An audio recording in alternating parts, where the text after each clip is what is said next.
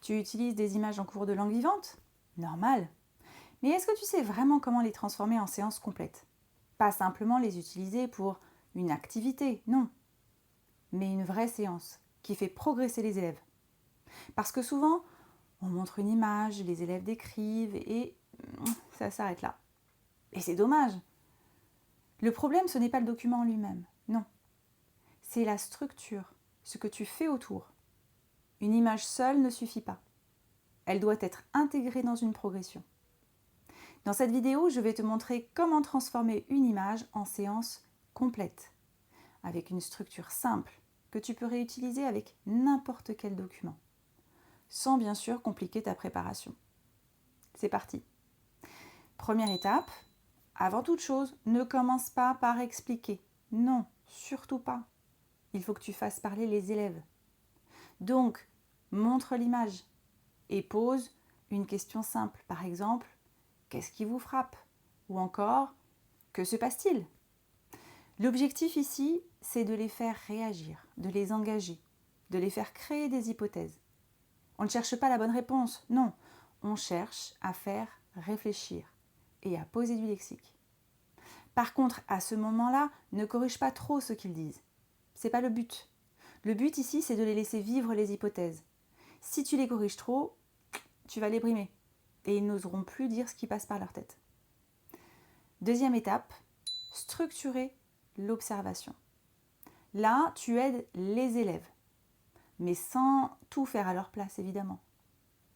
Tu peux par exemple proposer une double entrée, ce que je vois, ce que ça représente. Ou alors tu peux poser des questions plus précises, plus ciblées, qui te mèneront vers l'objectif de séance que tu veux atteindre. L'objectif de cette étape, c'est de passer de la réaction à la réflexion et surtout enrichir le vocabulaire. Sans guidage, l'image reste superficielle. C'est donc une étape importante.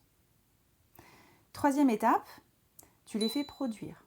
Et ça, c'est le point clé. Parce que d'écrire ne suffit pas. Il faut que les élèves utilisent et pratiquent. Donc tu peux leur demander d'imaginer la suite, d'écrire un dialogue, de parler à la place d'un des personnages de l'image. L'objectif, ici, c'est qu'ils mobilisent la langue, qu'ils accèdent à l'implicite, même s'ils ne s'en rendent pas compte. Il ne faut pas se contenter de la compréhension du document. Il faut en faire quelque chose, l'utiliser. C'est tout le but de l'étude de ce document, à ce moment de la séquence, par rapport à ta tâche finale prévue. Attention par contre à ne pas donner de consignes trop vagues.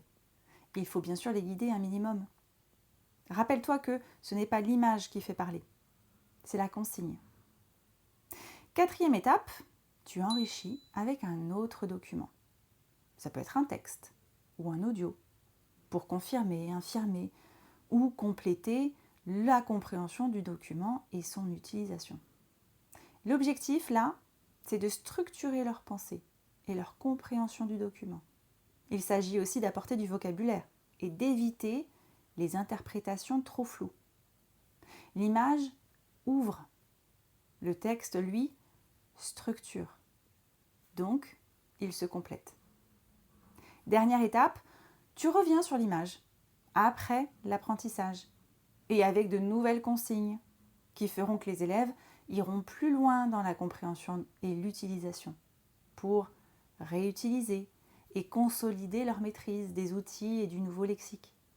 Tu cherches là à ancrer leurs connaissances. On n'apprend pas en une seule fois, n'oublie pas. Souviens-toi de la spirale d'apprentissage. Si je résume, une image devient une séance si tu engages les élèves, si tu les guides et que tu les fais produire, que tu enrichis et bien sûr que tu réactives. Et ça change complètement l'efficacité de l'utilisation d'une image. Si tu veux aller plus loin et apprendre à construire des séances complètes avec des exemples concrets, c'est exactement ce que je développe dans mes contenus. Tu peux y jeter un œil dans ma description.